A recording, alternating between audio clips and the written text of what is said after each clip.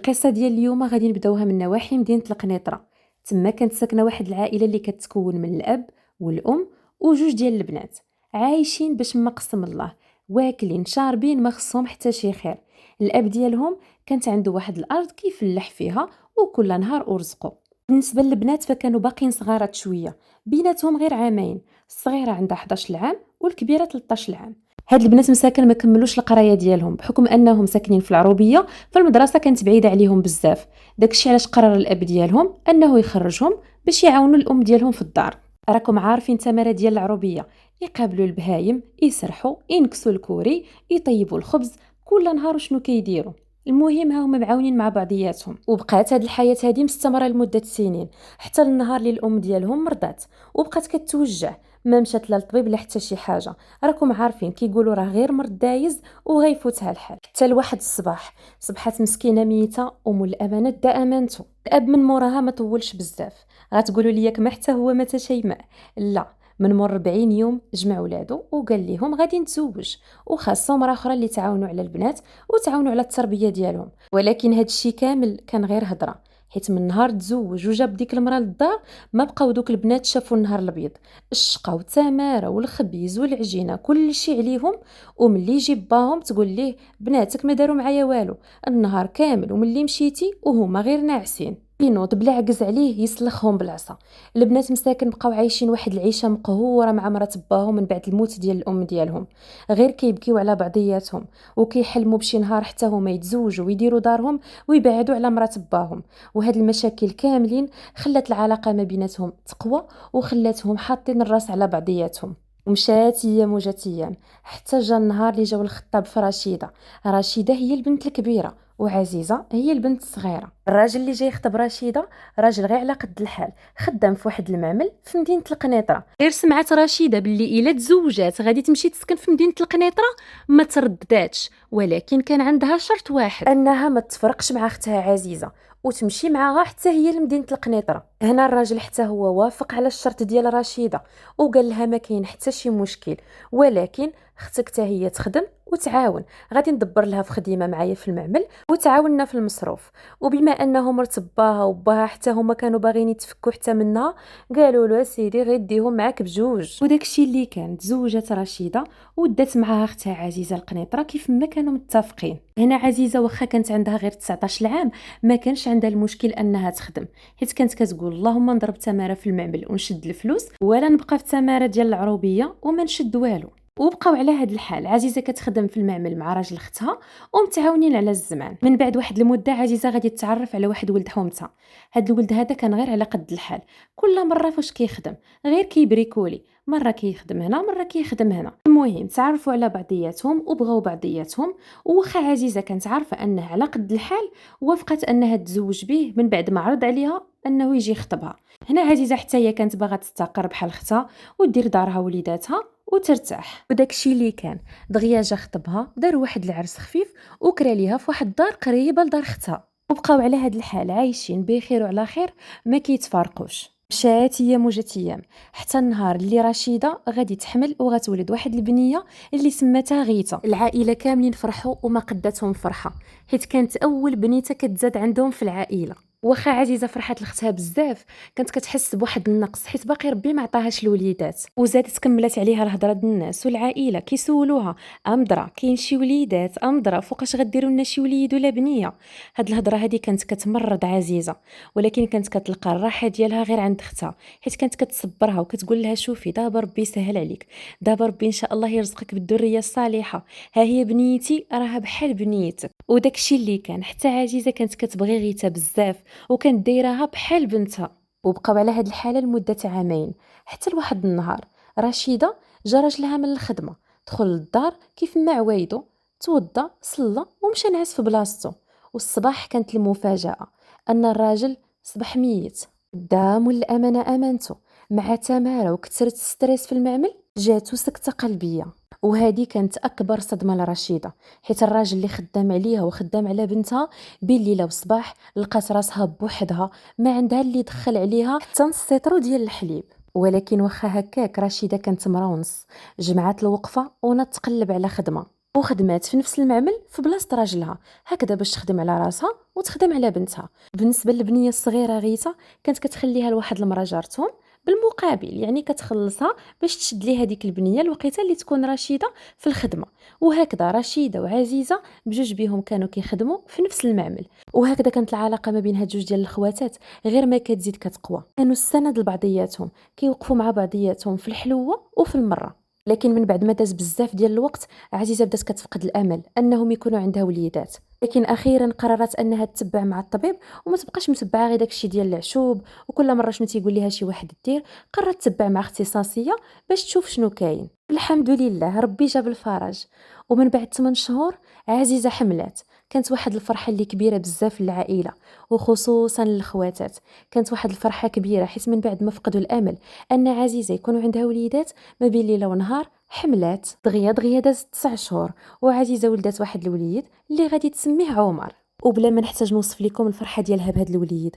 هذا الوليد جا من بعد واحد المعاناه اللي كبيره وكبيره بزاف، من بعد ما سمعت الهضره من عند القريب والبعيد، ها اللي يقول ليها عاقره، ها اللي يقول ليها سيري شوفي للراجل شي مرا واحده اخرى، كل واحد شنو تيقول ليها. الحمد لله هذا الوليد هذا جا كاين نقطه ديال العسل في الحياه ديال عزيزه. لكن حيت ماشي ديما الحياه كتمشي كيف ما بغينا، عزيزه من بعد 6 شهور غادي تولي كتحس بواحد الحريق وواحد الالم في المعده ديالها، تقريبا نفس الاعراض ونفس الالام اللي كانت تيجي للام ديالها الله يرحمها. ومن بعد اصرار كبير من عند اختها غادي تقرر انها تمشي تشوف شنو عندها وتدوز لعند الطبيب. وهنا رشيده غادي تسمع الهضره اللي ما كانتش كتمنى انها تسمعها. الطبيب غيقول لها انه عندها سرطان في المعده وفي مراحل متقدمه. وبلا ما نحتاج نعاود لكم على الصدمه اللي حسات بها عزيزه من بعد ما ربي فرحها بداك الوليد. ربي كيبتليها بهذا المرض هذا، حمدت ربي وشكراته وقالت هذا ابتلاء من عند الله وكل مؤمن مصاب. تبعت الشيميو ديالها، ولكن للاسف من بعد 3 شهور تزاد عليها الحال. وهنا عزيزه غادي توصي اختها رشيده وغادي تقول لها تهلاي لي اختي في ولدي، راني كنحس براسي باللي قريبه نموت. عزيزه مسكينه عيات ما تصبر في اختها، كتقول لها الله يا اختي ان شاء الله غادي تصبراي، وانت اللي غتجوجي ولدك وانت اللي غتفرحي به. مسكينه كتبغي ترفع عليها المعنويات، ولكن مسكينه من بعد واحد المده اللي هي قصيره بزاف غادي تودع هاد الحياه ويدي مول الامانه امانته. رشيده ما بين ليله ونهار غادي تلقى راسها بوحدها. الاخت اللي كانت حاطه عليها الراس مشات لعند الله. رشيده حزنت بزاف على اختها، كانت كتبغيها اكثر من كل شيء، ولكن ما عندها ما دير، خاصها ضروري تجمع راسها على قبل ولد اختها، حيت من بعد ما ماتت عزيزه راجلها هز راسو وخاف من المسؤوليه ديال ولد الصغير وما عرفوه فين مشى. ومن داك النهار رشيده تعاملات مع ولد اختها بحال ولدها ولا اكثر، حيت ما كانتش باغيه يحس بالنقص ديال ان الام ديالو ما كايناش. خدمات وضربات عليه تماره حتى كبر، ولكن عمرها ما كذبت عليه ولا قالت له انا الام ديالك. كانت كتقول له انا الخاله ديالك، والام ديالك راها توفات بواحد المرض. عمر تبارك الله كانت النتائج الدراسيه ديالو عاليه وعاليه بزاف، العكس ديال غيته اللي ما كانتش داياها كاع في القرايه ديالها. بينما عمر كان تبارك الله عليه كيجيب نتائج زوينه، وبما انها كانت موفره له كل شيء، كانت كتقري في البريفي وكانت كدير له السوايع، تبارك الله ما شاء الله كان كيجيب نقاط اللي هي عاليه وعاليه بزاف. وفي العام الاخر ديالو في الدراسه تعرف على واحد البنت اللي الاسم ديالها هاجر. هاجر تبارك الله كانت من واحد العائله اللي هي فقيره، ولكن ما شاء الله عليها كانت هي بنفس المستوى ديال الذكاء ديال عمر. تكونت بيناتهم واحد العلاقه ديال الحب كبيره. في المده ديال 3 سنين قرروا انهم يكملوا حياتهم مع بعضياتهم. ومن بعد ما تخرجوا قرر عمر انه يقلب على شي خدمه هكذا باش يقدر يجي يتزوج بهاجر. ومن بعد بزاف ديال التقلاب غادي يلقى خدمه، ولكن في مدينه اكادير اللي هي بعيده بزاف على مدينه القنيطره.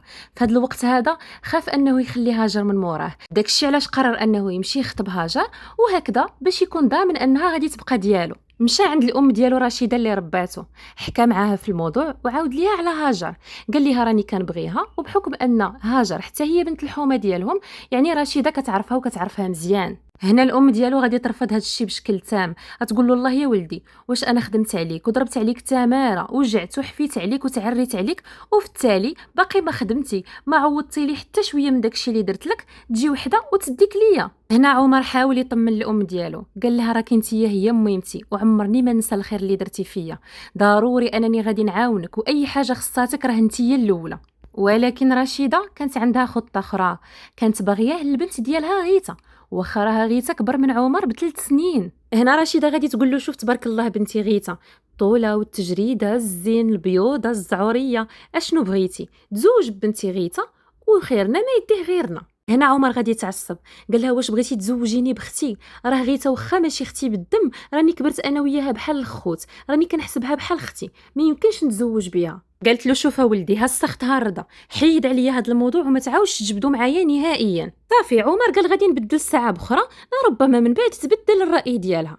من بعد ما مشى فتح الموضوع مع هاجر، قال لها راه الام ديالي راها مازال متردده شويه، خليني نمشي نخدم، ومن بعد ما نكون راسي راه غادي نجي نخطبك. وداك الشيء اللي كان.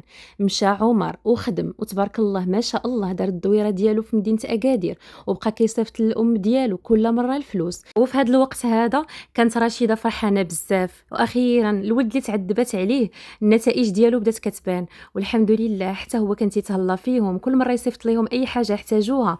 بالنسبه لغيتا خرجت من القرايه وبقات جالسه غير في الدار، كل مره شنو كدير؟ لا خدمه لا قرايه، عاطياها غير للدوران، والام ديالها ديما تقرص فيها وديما تعمر ليها راسها، كتقول لها وسولي في عمر، صوني على عمر، حاولي تقربي منه باش خيرنا ما يديه غيرنا. ولكن ما كانتش عارفه باللي عمر وهاجر مازال العلاقه ما بيناتهم، ومازالين كيتواصلوا ومازالين كيبغيو بعضياتهم، وكان اول غير يشد الكونجي يجي باش يخطبها من دارهم. انا واحد النهار هو كيهضر مع الام ديالو في التليفون، قرر انه يفتحها مره اخرى في الموضوع ويقول لها باللي راني ان شاء الله منين غادي نجي غادي تمشي تخطبي ليا هاجر. هنا قالت له واخا ان شاء الله وليدي يكون خير، كتحاول انها تمشي معاه الموضوع. وهنا من بعد سيمانه غادي يقطع التواصل مع هاجر، غادي يصوني عليها واحد الصباح غير لقى التليفون ديالها طافي، ايام يحاول يتصل بها والو، ديما كتشدو البواط فوكال.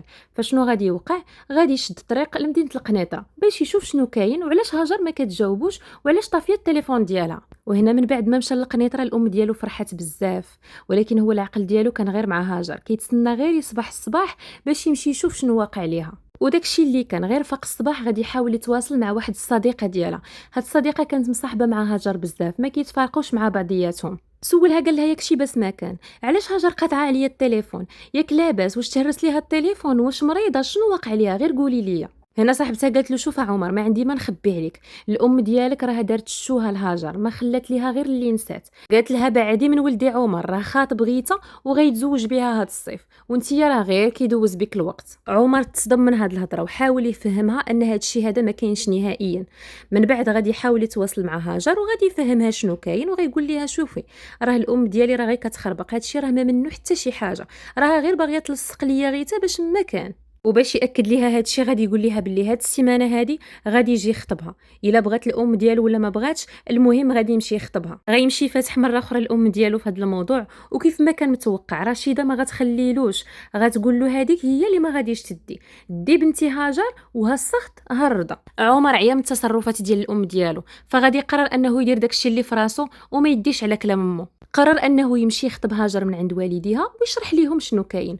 وخا مشى بوحديتو، والدين هاجر تفهموا الامر، قال لهم انا راني يتيم، ما عندي لا ام لا اب، والمراه اللي مربياني ما موافقاش على هذا الزواج، ولكن انا راني قاد براسي، خدام بداري بطوموبيلتي، يعني بنتكم ما غادي يخصها حتى شي خير.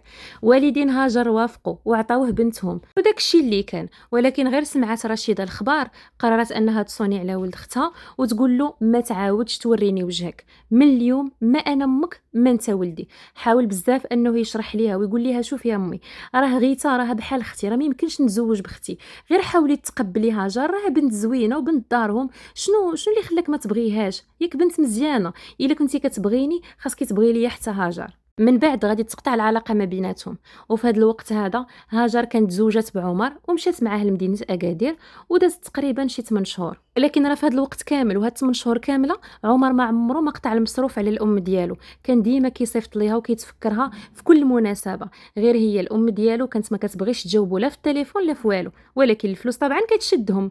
من بعد واحد المده غادي تسيق الخبر من والدين هاجر ان هاجر حامله، وهنا غادي تقرر انها تصوني على ولد اختها وتقول له صافي جيب مرتك وشي باس ما كان ونطويو علينا هاد الصفحه ونبداو صفحه جديده.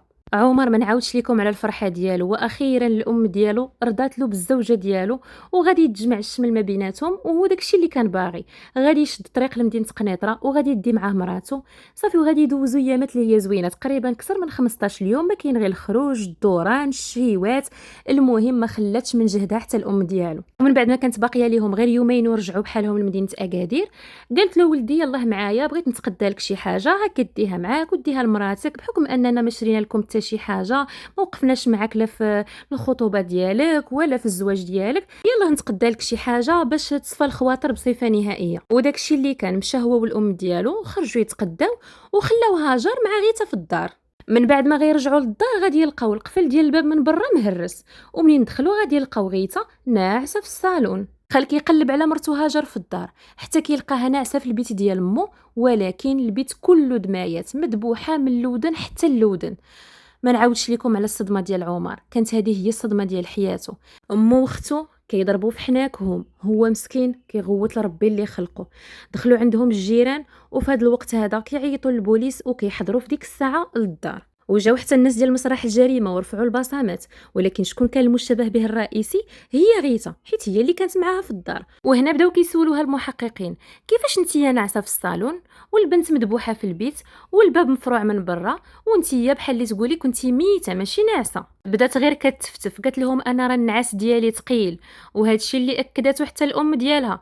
قالت لهم راه بنتي مسكينه راه واخا تقوم القيامه ما كتنوضش من بلاصتها، النعاس ديالها غارق وثقيل بزاف. ومن بعد ما رفعوا البصمات في الدار وشافوا شنو واقع غادي يلقاو باللي القفل ديال الدار مفروع من برا، ولكن في الحمام ديال الدار غادي يلقاو فيه شي قطرات ديال الدم، بحال اللي هذا المجرم هذا ملي سال الجريمه ديالو دخل للدوش وغسل يديه وخرج بحاله مع الطريق. وطبعا لالا غيتا مازال ناعسه وغارقه في الناس. المحققين ما بغاش يدخل لهم هذا الشيء للراس، وحاولوا انهم يمشطوا المنطقه كامله ديال الحي ديالهم هكذا باش يشوفوا شنو كاين، يسولوا الجيران ويعرفوا شنو واقع.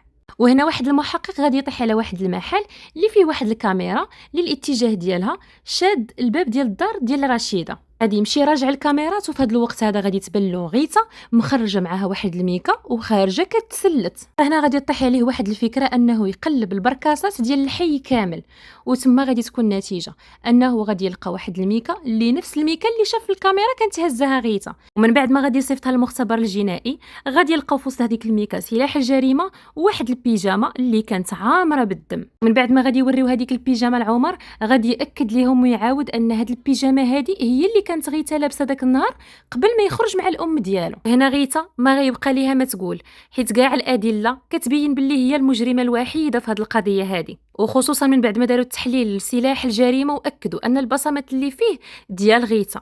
غيتا غادي تعترف بكل شيء وغتعاود ليهم القصه من الاول حتى الاخر، وغتقول ليهم باللي الام ديالها هي اللي خططت هذه الخطه الجهنميه وقررت انها تنتقم من هاجر، حيت بالنسبه ليها هي اللي دمرت ليها الحياه ديالها وبعدت عليها ولدها اللي كانت كتمنى انه يخدم عليها ويعوضها على ديك التماره اللي دوزات. عيطات لولدها واستدرجاتو ماشي باش تطوي معاه الصفحه ويبداو صفحه جديده، وانما باش تنتقم من مرته وتهنى عليها. هنا قبل ما تعيط عليهم كانت راسمه الخطه ديالها وقالت لبنتها اشنو غادي نديروا واشنو غادي نديروا.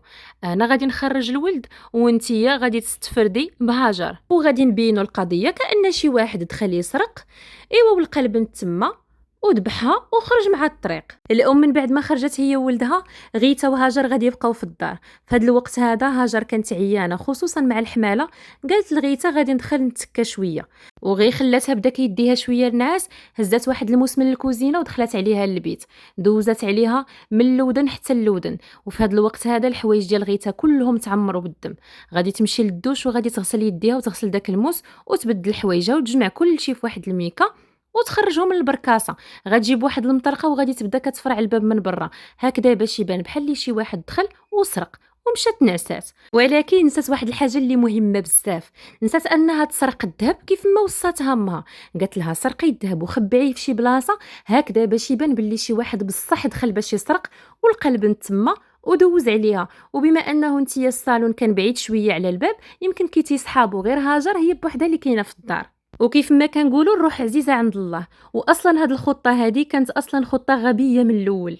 رشيده من بعد ما غادي يواجهوها بالاعترافات ديال بنتها غادي تنكر كل شيء وغتقول لهم بنتي هي اللي كانت كتبغي عمر وهي اللي نفذت هذا الشيء بوحدها، انا ما كنتش سايقه الخبر لهذا الشيء كامل.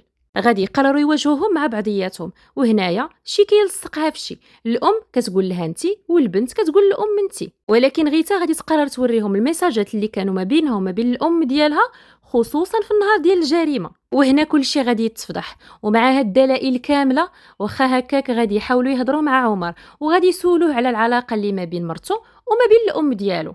عمر مسكين كان مصدوم من الموت ديال المراه ديالو اللي كانت مسكينه حامله، والصدمه الثانيه ديالو هي ان الام ديالو هي اللي حرماتو منها. عاود ليهم القصه من الاول حتى الاخر، وباللي رشيده ماشي الام ديالو وانما غير خالته ورباتو، ومن الاول ما كانتش نهائيا موافقه على هاد الزويجه حيت كانت باغيه تزوجو لبنتها غيتا. هنا رشيده مع هاد الاعترافات كامله وهاد الدلائل اللي لقاو عليها ما بقى ليها الا انها تعترف بكل شيء وتقول لهم الحقيقه من الاول حتى الاخر. وكان عندها واحد الامل كبير ان هذا الشيء هذا عمره ما غادي يتفضح، ومن بعد ما غادي تتخلص من هاجر ولدها غادي يجي يسكن معاها ويتزوج بنتها كيف ما كانت كتمنى. من بعد هذا الشيء كامل الشرطه غادي تحول الملف للمحكمه، وهكذا غادي يكونوا حكموا على رشيده وغيتا ب 25 عام د الحبس الواحد. عمر مسكين غادي يرجع لمدينه اكادير وهو قلبه كله كيتقطع، وما عمره ما قدر ينسى هاد الغصه هادي اللي غادي تبقى محفوره في القلب ديالو حياته كامله. المراه اللي قرر انه يكمل معاها حياته وكان باني معاها بزاف ديال الاحلام بالليل ونهار غادي يلقاها ميته، وشكون اللي قتلها؟ الام ديالو. ما عرفتش كيفاش الانسان كيقدر يقتل كاع دوك المشاعر ديال الانسانيه اللي فيه، كيفاش قدرت انها تخطط لهاد الخطه الجهنميه اللي بها خرجت على بنتها وخرجت على ولد بنتها وخرجت حتى على راسها. الحب ديال التملك ديالها والاستغلال ديالها ليه قررت به انها تخرج كاع داك الشر اللي فيها وتبان على الحقيقه ديالها. وهكذا كتكون سالات القصه ديالنا. نتمنى انها تكون عجباتكم وتقولوا لي الراي ديالكم في لي كومونتير، خصوصا انها القصه الاولى ديالي في القناه. فما تنساوش انكم تشتركوا في القناه وديروا لي لايك لهذا الفيديو الى عجبكم هذا المحتوى، وتشاركوا معايا الاراء ديالكم، وكانت اي حاجه خليوها لي في لي كومونتير.